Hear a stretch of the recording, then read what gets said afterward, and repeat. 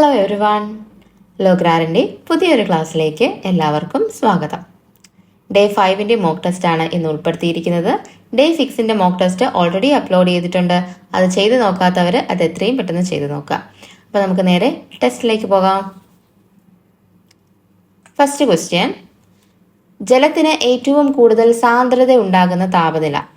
ജലത്തിന് ഏറ്റവും കൂടുതൽ സാന്ദ്രത ഉണ്ടാകുന്ന താപനില. ആൻസർ ഓപ്ഷൻ സി ആണ്, 4 ഡിഗ്രി. 4 ഡിഗ്രി സെൽഷ്യസിലാണ് ജലത്തിന് ഏറ്റവും കൂടുതൽ സാന്ദ്രത ഉണ്ടാകുന്നത്. രണ്ടാമത്തെ ക്വസ്റ്റ്യൻ, 100 ഡിഗ്രി സെൽഷ്യസ് എത്ര ഫാരൻഹീറ്റ് ആണ്? 100 ഡിഗ്രി സെൽഷ്യസ് എത്ര ഫാരൻഹീറ്റ് എന്നാണ് ചോദ്യം. ആൻസർ വരുന്നത് ഓപ്ഷൻ സി, 212 ഡിഗ്രി ഫാരൻഹീറ്റ് ആണ് 100 ഡിഗ്രി സെൽഷ്യസ് എന്ന് പറയുന്നത്. മൂന്നാമത്തെ ക്വസ്റ്റ്യൻ, തെർമോമീറ്റർ അളക്കുന്ന ഭൗതിക അളവ്. ആൻസർ ഓപ്ഷൻ ബി, ഊഷ്മാവ്. നാലാമത്തെ ക്വസ്റ്റ്യൻ, താപത്തെക്കുറിച്ചുള്ള പഠനം. Answer option B, thermodynamics. Question number 5, thermometer കണ്ടുപിടിച്ചത്. ആൻസർ ഓപ്ഷൻ ബി ആണ്, ഗലീലിയോ. ക്ലിനിക്കൽ തെർമോമീറ്റർ എന്ന് എടുത്തു ചോദിക്കുകയാണെങ്കിലാണ് തോമസ് ആൽബർട്ട് എഴുതേണ്ടത് കേട്ടോ. തെർമോമീറ്റർ ആദ്യമായി കണ്ടുപിടിച്ചത് ഗലീലിയോ ആണ്. ആറാമത്തെ ക്വസ്റ്റ്യൻ, ഐസ് ഉരുകുന്ന ഊഷ്മാവ്. ആൻസർ എഴുതി കാണുമെന്ന് വിചാരിക്കുന്നു. Answer is option B, 32 degree Fahrenheit. Question ഫാരൻഹീറ്റിലാണ് ആൻസേഴ്സ് എല്ലാം തന്നിരിക്കുന്നത്. 0 ഡിഗ്രി ആദ്യം ചാടിക്കയറി എഴുതരുത്. 0 ഡിഗ്രി സെൽഷ്യസ് ആണ് ഫാരൻഹീറ്റിൽ വരുമ്പോൾ, അത് 32 ഡിഗ്രി ഫാരൻഹീറ്റ് ആണ്. ഏഴാമത്തെ ക്വസ്റ്റ്യൻ, ഖരപദാർത്ഥങ്ങളുടെ താപപ്രേഷണ രീതി. ആൻസർ ഇസ് ഓപ്ഷൻ എ, ചാലനം. ഖരപദാർത്ഥങ്ങളിലൂടെ താപം പ്രേഷണം ചെയ്യുന്നത് ചാലനം വഴിയിട്ടാണ്. എട്ടാമത്തെ ക്വസ്റ്റ്യൻ, തന്മാത്രകളുടെ സ്ഥാനമാറ്റം മുഖേന താപപ്രേഷണം ചെയ്യുന്ന രീതി. ആൻസർ ഇസ് ഓപ്ഷൻ ബി, സംവഹനം. അപ്പോൾ തന്മാത്രകളുടെ സ്ഥാനമാറ്റം മൂലമുള്ള താപപ്രേഷണ രീതിയാണ് സംവഹനം എന്ന് പറയുന്നത്. തന്മാത്രകളുടെ സ്ഥാനം മാറാതെ അതിന്റെ തരംഗങ്ങൾ അല്ലെങ്കിൽ കമ്പനങ്ങൾ മൂലമുണ്ടാകുന്ന താപപ്രേഷണ രീതിയാണ് ചാലനം എന്ന് പറയുന്നത്. ഒമ്പതാമത്തെ ക്വസ്റ്റ്യൻ, ഫാരൻഹീറ്റ് സ്കെയിലിലും കെൽവിൻ സ്കെയിലിലും ഒരേ മൂല്യം കാണിക്കുന്ന ഊഷ്മാവ്. Answer is option C, 574.25. പത്താമത്തെ ക്വസ്റ്റ്യൻ, ഉയർന്ന താപനില അളക്കുന്ന unit.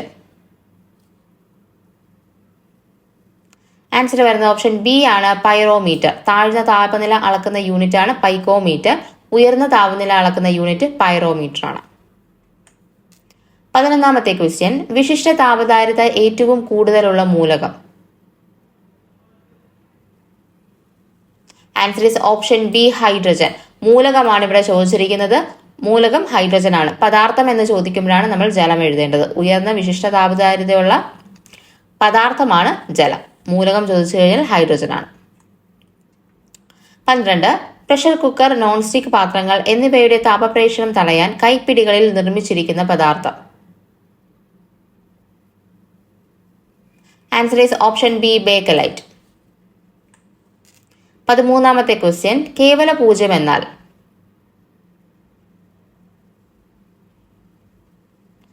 Answer is option B, 0 degree kelvin. 14, ഒരു കലോറി എന്ന് പറയുന്നത് എത്ര ജൂളാണ്? ഒരു കാലറി എന്ന് പറയുന്നത് എത്ര ഈക്വൽ ആണ്? 4.2 ജൂളിന് ഈക്വൽ ആണ്. 15ാമത്തെ ക്വസ്റ്റ്യൻ, ഒരു വസ്തുവിന്റെ താപനില വർദ്ധിക്കുമ്പോൾ വസ്തുവിന്റെ തന്മാത്രകളുടെ ഗതികോർജം.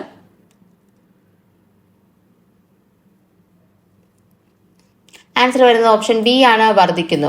താപനില വർദ്ധിക്കുമ്പോൾ ഗതികോർജത്തിനും എന്ത് സംഭവിക്കുന്നു? വർദ്ധിക്കുകയാണ് ചെയ്യുന്നത്.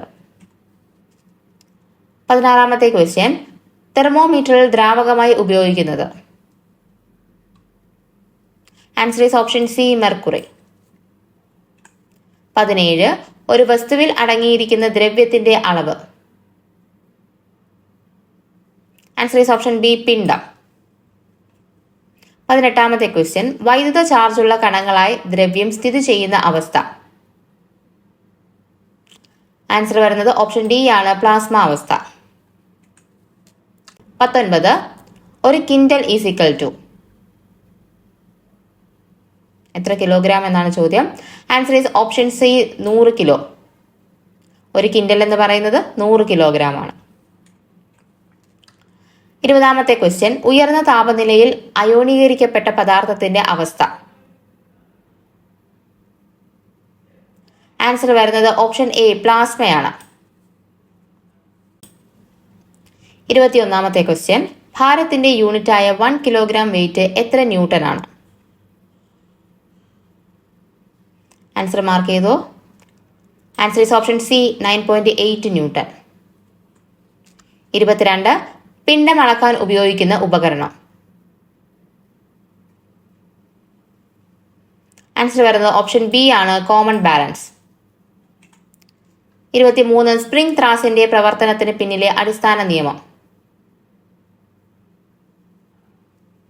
ആൻസർ വരുന്നത് ഓപ്ഷൻ സി, ഹൂക്സ് നിയമമാണ്. 24. ഭൂകേന്ദ്രത്തിൽ ഒരു വസ്തുവിന്റെ ഭാരം. ഭൂകേന്ദ്രത്തിലാണ് ചോദിച്ചിരിക്കുന്നത്. Answer is option C, 0. 25. ഭൂമധ്യരേഖാ പ്രദേശത്ത് നിന്നും ധ്രുവപ്രദേശത്തേക്ക് പോകുന്ന ഒരു വസ്തുവിന്റെ പിണ്ഡത്തിന് എന്ത് സംഭവിക്കും? ആൻസർ വരുന്നത് ഓപ്ഷൻ സി ആണ്, മാറ്റമില്ല. പിണ്ഡത്തിന് എന്താണ് ചോദിച്ചിരിക്കുന്നത്? പിണ്ഡം എല്ലായിടത്തും എന്താണ്, സെയിം ആയിരിക്കും. 26ാമത്തെ ക്വസ്റ്റ്യൻ, ധ്രുവപ്രദേശത്ത് ഭാരം കണക്കാക്കിയ ഒരു വസ്തുവിനെ ഭൂമധ്യരേഖാ പ്രദേശത്ത് കൊണ്ടുവന്നാൽ ഭാരത്തിന് ഉണ്ടാകുന്ന മാറ്റം.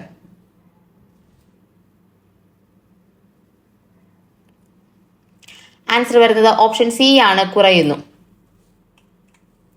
27. ഭൂമിയിൽ 50 കിലോഗ്രാം ഭാരമുള്ള ഒരു വസ്തുവിന്റെ ചന്ദ്രനിലെ ഭാരം.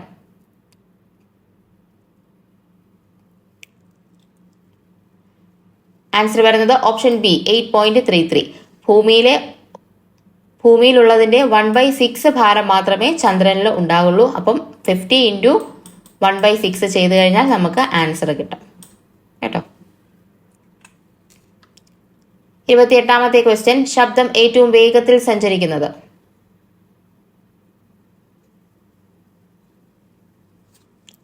ഓപ്ഷൻ ഡി, ഖരവസ്തുവിലാണ് ശബ്ദം ഏറ്റവും വേഗത്തിൽ സഞ്ചരിക്കുന്നത്. 29ാമത്തെ ക്വസ്റ്റ്യൻ, മനുഷ്യന്റെ ശ്രവണപരിധി. കറക്റ്റായിട്ട് തന്നെ ഓപ്ഷൻസ് വായിച്ചു നോക്കുക.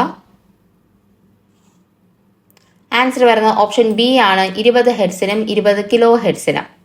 20 കിലോ ഹെർട്സ് എന്ന് പറഞ്ഞാൽ 20,000. അപ്പൊ 20 ഹെർട്സിനും 20,000 ഹെർട്സിനും ഇടയിലാണ് മനുഷ്യന്റെ ശ്രവണപരിധി. 30ാമത്തെ ക്വസ്റ്റ്യൻ, 25 ഡിഗ്രി സെൽഷ്യസിൽ വായുവിലൂടെയുള്ള ശബ്ദവേഗത എത്രയാണ്? ആൻസർ വരുന്ന ഓപ്ഷൻ എ ആണ്, 347. 25 ഡിഗ്രി സെൽഷ്യസിലുള്ള വായുവിന്റെ വേഗതകളാണ് നമ്മുടെ SCERT ടെസ്റ്റിൽ തന്നിരിക്കുന്നത്. അപ്പം ഏറ്റവും കൂടുതൽ വേഗത പറഞ്ഞിരിക്കുന്നത് അലൂമിനിയമാണ്, 6423. അത് കഴിഞ്ഞ് സ്റ്റീലാണ് കൊടുത്തിരിക്കുന്നത്, 5944. 31. ശരിയായവ തിരഞ്ഞെടുക്കുക. ഓപ്ഷൻസ് കറക്റ്റായിട്ട് തന്നെ വായിച്ചു നോക്കുക, എന്നിട്ട് ആൻസർ മാർക്ക് ചെയ്യുക.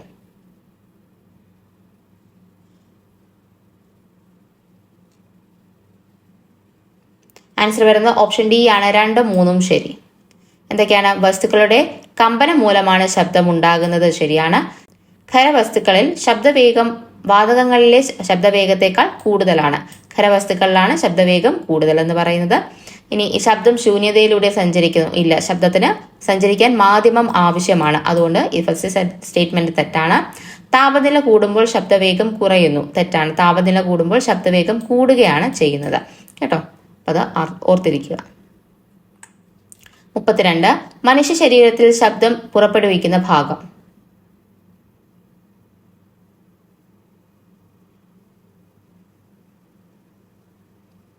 Answer is option D, larynx ആണ്. സ്വനതന്തുക്കളാണ് എന്ത് ചെയ്യുന്നത്? മനുഷ്യ ശരീരത്തിൽ ശബ്ദം പുറപ്പെടുവിക്കുന്നത്.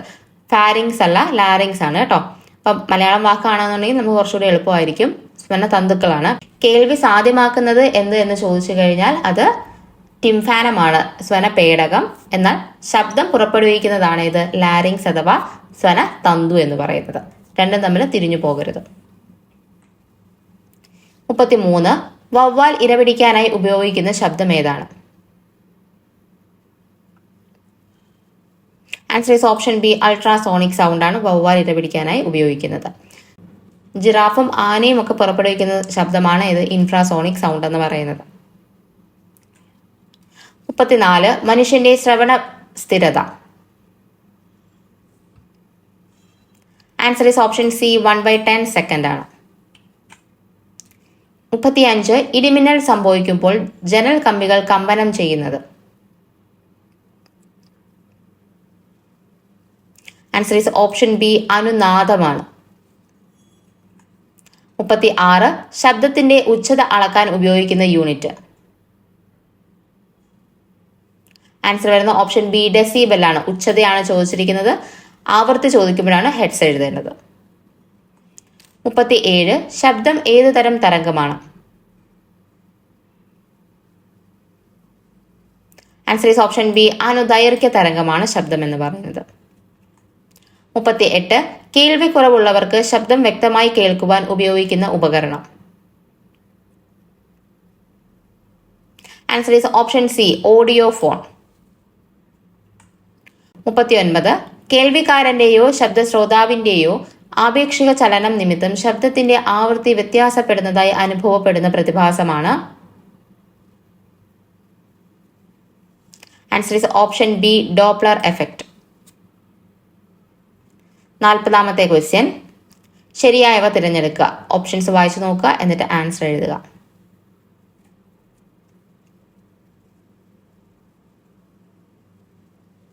ആൻസർ വരുന്നത് ഓപ്ഷൻ സി ആണ്. 1ഉം 3ഉം ശരി എന്നുള്ളതാണ്. ശബ്ദത്തിന് സഞ്ചരിക്കാൻ മാധ്യമം ആവശ്യമാണ്. സോണാറിൽ ഉപയോഗിക്കുന്ന ശബ്ദതരംഗം അൾട്രാസോണിക് ശബ്ദമാണ്. ശൂന്യതയിലെ ശബ്ദത്തിന്റെ വേഗം 3x10⁸ മീറ്റർ പെർ സെക്കൻഡ് എന്നാണ് പറയുന്നത്. 3x10⁸ മീറ്റർ പെർ സെക്കൻഡ് എന്ന് പറയുന്നത് പ്രകാശത്തിന്റെ വേഗമാണ്. ശൂന്യതയിൽ എന്താണ്, നമ്മൾ ശബ്ദം സഞ്ചരിക്കില്ല. ശബ്ദത്തിന്റെ വേഗത കൂടുതൽ ശൂന്യതയിലാണ്, അതും തെറ്റാണ്. 40 ക്വസ്റ്റ്യൻസ് ആണ് നമ്മൾ ഈ സെക്ഷനിൽ ഉൾപ്പെടുത്തിയിരുന്നത്. നിങ്ങൾക്ക് എത്ര മാർക്ക് കിട്ടി എന്നുള്ളത് കമന്റ് ചെയ്യുക. ക്ലാസ്സുകൾ ഇഷ്ടപ്പെടുകയാണെങ്കിൽ ചാനൽ ലൈക്ക് ചെയ്യുക, ഷെയർ ചെയ്യുക, അതുപോലെ തന്നെ സബ്സ്ക്രൈബ് ചെയ്ത് സപ്പോർട്ട് ചെയ്യുക. അപ്പം നമുക്ക് അടുത്തൊരു ക്ലാസ്സിൽ കാണാം. അതുവരേക്കും എല്ലാവർക്കും ബൈ.